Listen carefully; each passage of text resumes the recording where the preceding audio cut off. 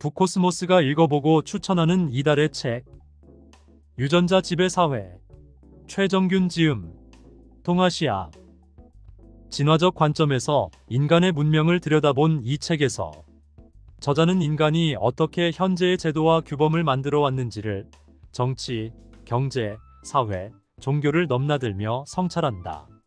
마치 보이지 않는 지휘자와 같이 인간 사회를 움직이는 이기적 유전자의 활동이 인간 사회의 여러 영역에서 어떠한 양상으로 나타나는지 탐구하고 그런 탐구를 통해 얻어지는 새로운 철학적 통찰을 전한다. 결혼이라는 기만적 거래. 유전자의 관점에서 보면 사랑은 결코 고귀하지도 신성하지도 않다. 남녀 간의 사랑도 부모의 자식 사랑도 유전자를 효과적으로 번식시키기 위한 진화적 전략일 뿐이다. 그리고 인간 사회에서 지금도 벌어지고 있는 부모의 자식 살해는 투자 가치가 높은 자식만을 남기고자 하는 부모들의 가차없는 선택의 결과다. 원시 수렵 채집 사회나 농경 사회에서는 남아에 비해 쓸모가 덜한 여아가 주로 살해의 희생양이었고, 현대에는 경제적 형편에 따라 아들이나 딸에 대한 선호가 무의식적으로 혹은 생리학적으로 발현된다.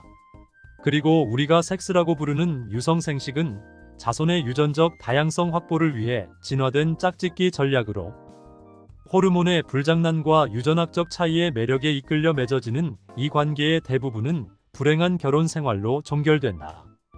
유전자는 감정을 요동치게 하는 신경전달 물질이나 페로몬과 같은 화학물질을 통해 우리로 하여금 짝짓기를 하도록 충동할 뿐 아니라 유전적 조성에 따라 상대를 선별적으로 선택하게끔 유도한다. 다시 말해, 진화적 관점에서 결혼이란 자기 유전자의 50%를 후손에게 남기고 최대한 잘 살아남게 하기 위해 가장 효율적인 상대와 맺는 욕망에 이끌린 거래라 할 수 있다. 인간과 동물의 짝짓기에서 나타나는 비극은 유전자적 관점에서 한쪽에게 이익이 되는 전략이 다른 한쪽의 이익과는 부합하지 않는다는 사실에서 비롯된다. 태어난 자식이 생존하는데 부모 중 어느 한쪽의 기여가 필수적이라면 아비와 어미 중 누가 먼저 양육의 책임을 져버리고 더 많은 자손을 만들고자 다른 상대를 찾아 나설지를 두고 갈등이 시작되는 것이다. 인간을 비롯한 많은 종의 경우 수컷이 아예 떠나버리거나 여러 살림을 꾸린다. 총, 균, 쇠의 저자인 제러드 다이아몬드는 섹스의 진화에서 그 이유를 다음과 같이 세 가지로 요약한다. 첫째는 새끼가 태어날 때까지 수정란에 투자하는 정도가 암컷이 월등히 높다는 점이며, 둘째는 암컷이 임신 기간에 다른 수컷과 교미를 하더라도 임신이 되지 않아 새로운 짝으로부터 얻는 이득이 없으며, 셋째는 수컷은 암컷의 몸속에 있는 새끼가 자신의 것인지 암컷만큼 확신을 가질 수 없다는 점이다. 그러면서 제러드 다이아몬드는 도덕적 분노를 불러일으킬 수 있는 인간 대신 안락닭새를 예로 들어 어떻게 수컷들이 교활한 방식으로 암컷들을 속여가며 일부 다처를 실현하는지를 설명한다. 그런데 출산과 양육의 책임을 떠안은 만큼 암컷은 권리라는 무기로 대항할 수 있는데, 자연 세계에서 암컷에게 주어진 권리는 바로 짝짓기 선택권이다.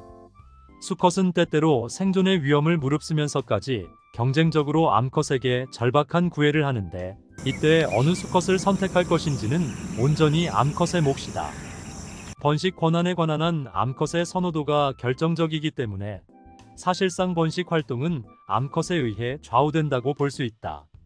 나아가 암컷은 유전학적으로 더 우수한 수컷의 아기를 낳아 양육에 보다 헌신적인 수컷에게 아기를 키우도록 한다. 인간 역시 어머니에 비해 아버지에게는 함께 살고 있는 자식들이 자신의 친자식이라는 보장이 없다. 2010년에 이루어진 미국의 여론조사 결과에 따르면 오늘날에도 약 15%의 아내가 혼외정사를 한다. 모든 사회에서 확실하게 믿을 수 있는 유일한 사실은 자식과 산모의 관계였다. 따라서 외할머니는 자신의 유전자가 손주에게도 있다고 확신할 수 있는 반면, 외할아버지는 자신의 딸에 대한 확신도 없는 상황에서 손주에게 자기 유전자가 있다고 확실히 믿을 수는 없다. 하지만 가장 안 좋은 상황에 있는 것은 친할아버지다. 자신의 아들뿐 아니라 그 아들이 데리고 있는 손주들도 정말 자신의 핏줄인지 확신할 수 없기 때문이다. 이에 따른 진화적인 본능은 현대인들에게서도 고스란히 나타난다. 대체로 외조부모가 친조부모보다 손주에게 더 많은 돈을 쓰는데, 특히 외할머니가 가장 많은 돈을 쓰는 것으로 나타난다. 또한 이모와 외삼촌 등 어머니의 형제가 고모나 삼촌 등 아버지의 형제보다 조카에게 더 많은 돈을 쓴다. 이렇게 가족 혹은 혈연관계 안에서 일어나는 진화적 계산이나 기만 등은 모두 우리가 부지불식 간의 유전자의 명령에 따르는 과정에서 벌어진다. 현재 한국에서 갖가지 불행을 초래하는 과잉된 교육열이나 능력주의 문화 역시 결국은 사랑이라는 이름으로 포장된 유전자의 번식 욕구에서 비롯된 것이다. 유전자 지배 사회. 최정균 지음. 동아시아.